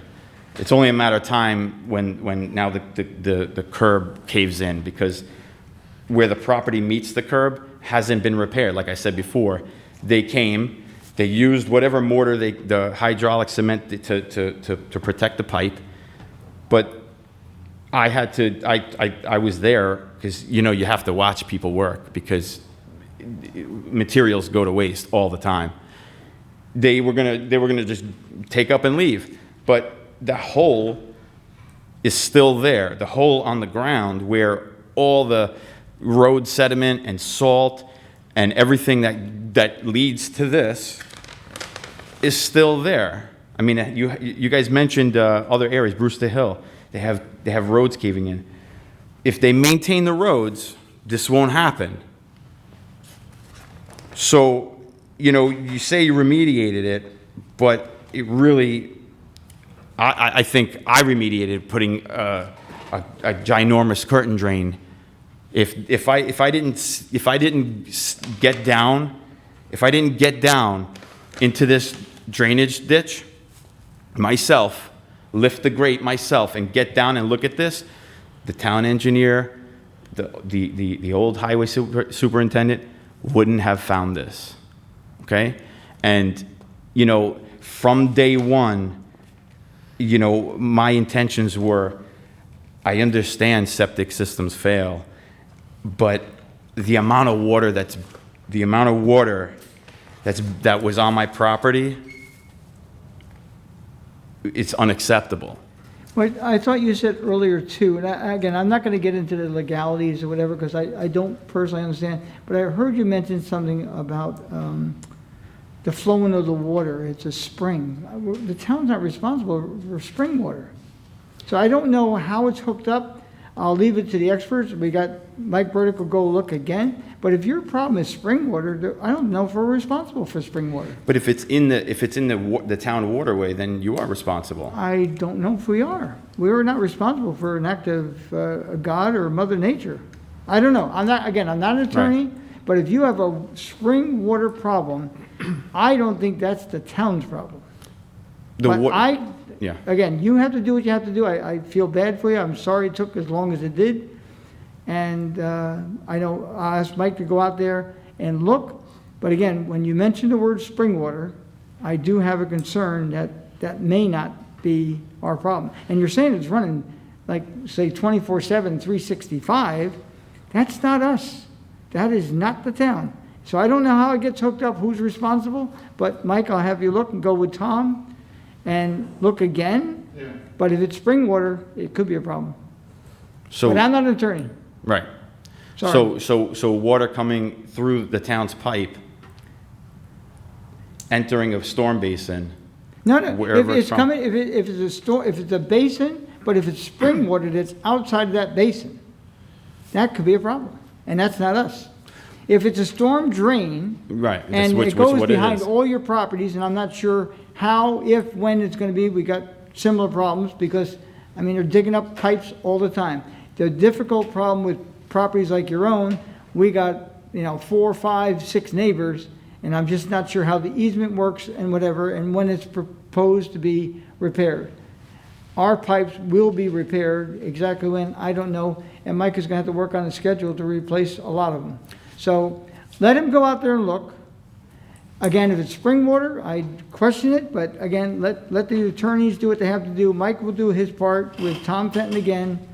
But again, I if think spring water, You also mentioned something about curbing. If there's some curbing that could be done to remediate. Well, yeah, that's what we're gonna have to look at. If there's additional road water that's running off, our road onto his property and it's not going into the catch basin, then obviously that's a highway department concern, and we would have to address that. Which I think is what Mr. DeRose said, something about. Well, that was a minor portion of the grand scheme of things. Certainly that is something that the town could do within the town. Correct. I agree. That's perfectly fine. I mean, that like I said, that's minor from the amount of water that was coming through this storm basin. I don't know where it's coming from, but it's in the town of Southeast Storm Basin through pipes. And like I said, I have the survey from 1955 when these corrugated pipes were installed. And on the survey, it says that you can go to the Putnam County Courthouse and I got them recently, trust me. so on there it says it's the New York City watershed. We're in the Croton Falls, I believe, watershed area. And and it says on the survey that the town of Southeast it has to maintain We do all have, there's a right of way. I don't know how wide it is, because again, when. 15 feet, yeah. Yeah. So, and also I wanted to mention that there is also a septic reimbursement program Where? for the Hudson, for all New York. No more. I'm sorry? There used to, when I was on the Putnam County Legislature, there was a septic maintenance repair program. This is fairly recent. Now, this was discontinued. There's no money in the watershed monies that the county has, but All they right. also gave the EOH up in Patterson, Okay. that there's no money for septic repair. I mean, I was just looking at the website the other day, and Which one? I'm sorry? Which one? I mean, again, I think it's a fairly new thing, but we're not technically, we miss the, we're in one of those gray areas because, yes, we are in the Croton Falls watershed, but we're not, our footage is so far away from the actual reservoir. So, but my reason by saying this is that the storm pipe that flows behind my property that we had to mitigate our water to stay away from, and our septic fields had to be installed by the Putnam County rules and regulations to avoid contamination to the water.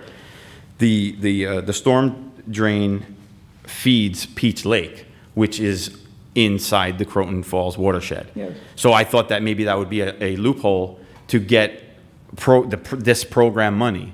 This, I can look it up on I don't have my phone on me, but it's fairly new, but we just didn't meet the criteria.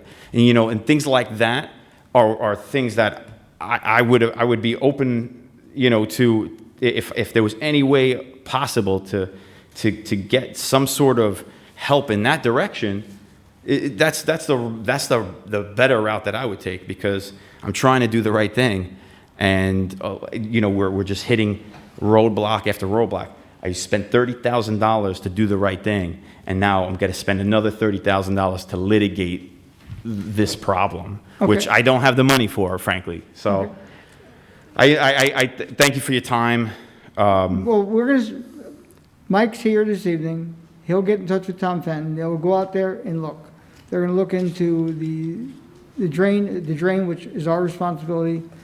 If there's a way to find out about an aquifer that's not our responsibility, they'll look at it. And I do believe you could probably file suit on your own without even an attorney, just file notice of claim against the town. I better watch what I say, because right, I understand. But there's things that you can do that you don't necessarily need an attorney, but we just can't write the check. That's unfortunate. Well, no, it's kind of fortunate, because everybody be here, because there's a lot of people with similar problems, and it's not really ours. Right. But Mike is here tonight. He'll come out there. He'll bring Tom Fenton, which is the town engineer, again. I don't know what they looked at the first time. If you're home, fine. If not, they'll tell you when they'll be there. Look, and then they'll write you up a report. All right. Thank you. Thank you. I'm sorry for the delay. Anyone else? Town board. We have waste pickup or e-waste this Saturday.